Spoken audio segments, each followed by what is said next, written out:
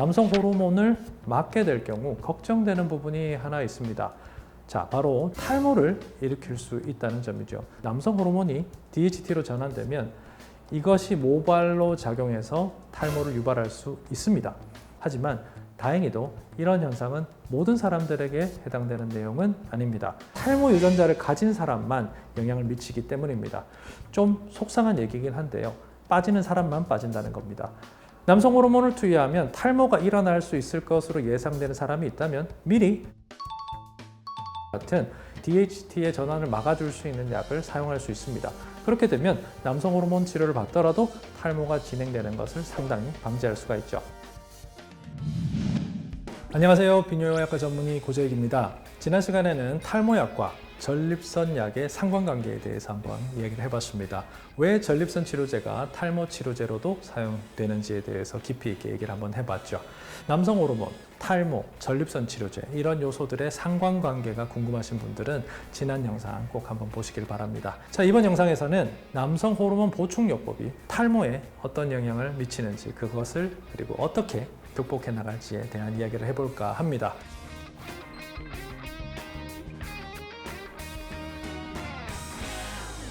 자, 50대 또는 60대 이상의 남성이 피로감을 심하게 느끼고 성욕이 떨어지고 매사에 우울하고 자신감이 없다. 이럴 때 병원을 찾아 혈액 검사를 통해 남성 호르몬 수치가 떨어져 있는 것을 확인할 때가 있습니다. 자, 이럴 때는 남성 호르몬 치료를 고려를 하게 되죠. 그런데 이런 남성 호르몬의 저하가 발견되면 바로 남성 호르몬 주사를 맞느냐? 그런 거는 아닙니다. 대부분은 그렇지 않고 호르몬 수치가 심각하게 감소해 있는 경우만 아니라면 규칙적인 운동을 먼저 권하고 충분한 수면을 취하도록 스트레스 관리를 하시도록 설명을 드리고 이런 생활 습관 개선을 몇 개월 정도 시도를 했는데도 남성 호르몬 수치가 회복되지 않는다. 이럴 때는 남성 호르몬 주사를 권유를 하게 됩니다. 자, 그러면 남성 호르몬을 맞게 될 경우 걱정되는 부분이 하나 있습니다. 자, 바로 주사한 남성 호르몬이 탈모를 일으킬 수 있다는 점이죠. 사실 남성 호르몬에 의해서 남성형 탈모가 생길 수 있다는 것은 우리 모두가 잘 아는 내용입니다. 지난 영상에서 언급했듯이 남성 호르몬이 DHT로 전환되면 이것이 모발로 작용해서 탈모를 유발할 수 있습니다. 부족한 남성 호르몬을 주사로 보충해주면 당연히 탈모가 발생할 가능성이 증가할 수 있습니다. 하지만 다행히도 이런 현상은 모든 사람들에게 해당되는 내용은 아닙니다. 자, 남성 호르몬을 주사하면 우리 몸속에 있는 5알파 환원 효소라는 이 효소를 만나 전체는 아니지만 그 일부가 DHT로 바뀝니다. 그러니까 농도가 올라가겠죠. 그러나 이런 DHT의 증가가 모든 남성의 탈모로 이어지진 않습니다. DHT는 남성 호르몬, 즉 DHT의 영향을 받는 그런 탈모 유전자를 가진 사람만 영향을 미치기 때문입니다. 좀 속상한 얘기긴 한데요. 빠지는 사람만 빠진다는 겁니다. 이런 사람들은 평소에 남성 호르몬이 부족할 때는 오히려 탈모가 크게 두드러지지 않았을 겁니다. 그런데 남성 호르몬을 쫙 보충해주면 이것이 몸속에서 DHT가 되면서 머리카락이 그때부터 빠질 수 있습니다. 이런 경우에는 환자분은 상당한 스트레스를 받을 겁니다. 기력이 쇠하고 성기능 저하를 느끼고 마음이 우울해서 남성 호르몬을 맞았더니 예상치 못하게 탈모까지 찾아오더라. 이러면 큰 실망, 스트레스 이런 것들을 겪을 수밖에 없죠.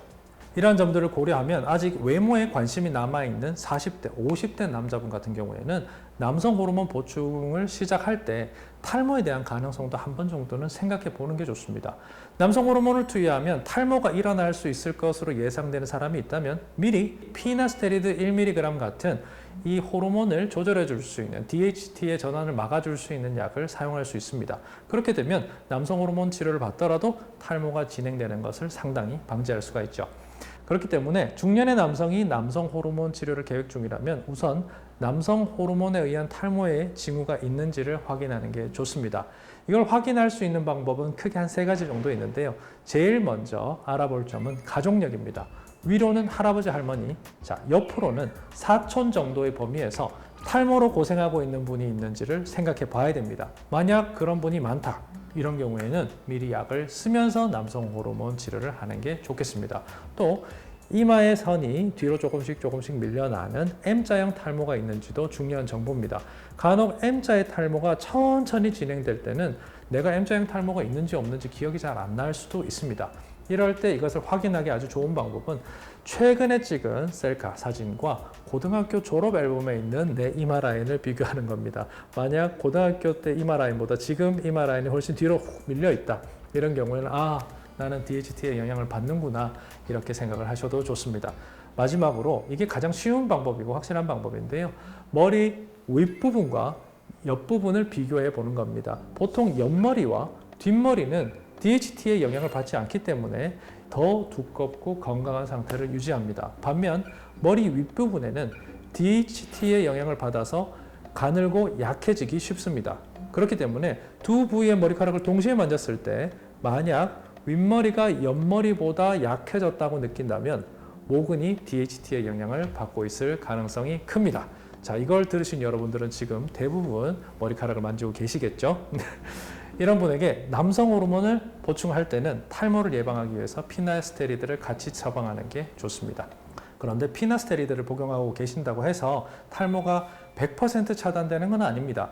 피나스테리드의 경우 대략 70% 정도의 DHT 차단 효과가 있다고 알려져 있죠. 따라서 미리 약을 드시더라도 20에서 30% 정도의 DHT 상승은 여전히 일어날 수 있습니다. 약간의 탈모는 진행될 수 있다는 거죠. 그래서 이런 부족한 부분을 보완하기 위해서 도움이 되는 것이 바로 미녹시딜입니다. 두피에 뿌리는 스프레이 타입의 미녹시딜은 피나스테리드 1mg과 함께 FDA의 승인을 받은 탈모 치료제입니다. 두피의 혈관을 활성화해서 혈액순환을 개선시켜주는 그런 효과가 있는데요. 이걸 통해서 두피 아래의 영양과 산소 공급이 원활해지고 두피를 이루는 세포들이 활발하게 작동하게 되면 탈모가 발생할 가능성이 줄어든다. 이런 이론입니다. 자, 따라서 피나스테리드와 미녹시딜을 병행하면서 남성 호르몬 보충요법을 받는다면 DHT의 영향을 받는 탈모 유전자를 가지고 있다 하더라도 이것이 악화되는 걸 상당 부분 막아낼 수 있습니다. 그런데 가끔 탈모를 걱정해서 남성 호르몬 치료를 포기하는 분들이 계십니다. 하지만 중요한 점을 하나 알고 계셔야 됩니다. 남성 호르몬은 성욕이나 성기능에만 영향을 미치는 그런 호르몬이 아닙니다. 남성 호르몬이 낮은 상태에서 치료를 전혀 하지 않으면 근육 감소에 의한 노년기 부상 위험이 증가합니다. 그리고 골다공증으로 인한 골절의 위험도 높아집니다. 남성 호르몬은 근육과 뼈를 유지하는 데 아주 중요한 역할을 하기 때문입니다. 일반적으로 여성의 경우는 골다공증의 위험이 있다는 것을 항상 알고 있기 때문에 대부분의 여성들이 정기적인 검사와 치료를 받고 있습니다. 하지만 남성은 남성 호르몬 저하로 인해서 골다공증이 생길 수 있다는 사실 자체를 모르는 분들이 대부분입니다. 그래서 이로 인해서 골다공증이 발생하고 예상치 못한 상황에서 약해진 뼈가 부러질 때도 아닌 충격에 부러지는 병적 골절이 일어나는 비율이 오히려 여성보다 남성에서 더 많이 발생한다고 합니다. 따라서 남성 호르몬 치료는 성기능뿐 아니라 근육 유지와 뼈 건강을 지키기 위해서도 꼭 필요한 겁니다. 자, 만약 탈모 걱정으로 인해서 치료를 망설이신다면 피나스테리드 1mg과 미녹시딜을 함께 사용하면서 탈모의 위험을 줄이고 남성 호르몬 치료를 지속하는 것을 생각해 보시길 권하고 싶습니다. 자, 이번 영상에서는 탈모와 남성 호르몬 치료에 대해서 자세히 알아봤습니다. 다음 영상에서는 탈모약과 전립선 암 검사에 대해서 알아보겠습니다. 이번 주제에 대해서 궁금한 점이 있으시면 아래쪽에 댓글로 남겨주십시오. 저는 비뇨의학과 전문의 고재익이었습니다. 다음 영상에서 다시 뵙겠습니다. 감사합니다.